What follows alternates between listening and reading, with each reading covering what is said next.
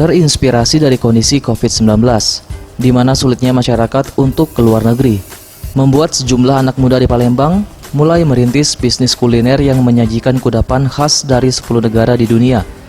Berlokasi di Jalan Wai Hitam Palembang, Poi Kilia yang memiliki arti keberagaman ini menyajikan kudapan khas negara di dunia seperti Jepang, Korea, Meksiko, Amerika, Italia, Afrika, Spanyol, Malaysia, Thailand, dan tidak lupa Indonesia. Cita rasa yang hampir menyerupai negara asalnya membuat tempat makan ini mulai diminati masyarakat Palembang. Menyediakan kudapan seperti French fries, Italian meatball, la bomba, kelewele, sushi, nachos, katsu sando, cireng, dan buffalo wings.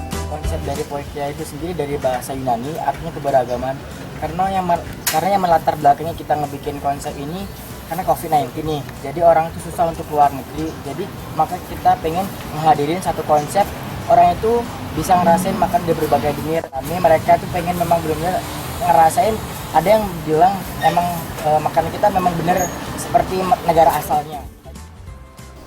Sementara itu, Penny, pecinta kuliner di Palembang, mengatakan sangat senang bisa menikmati kuliner khas dunia dengan tidak harus ke negara asalnya.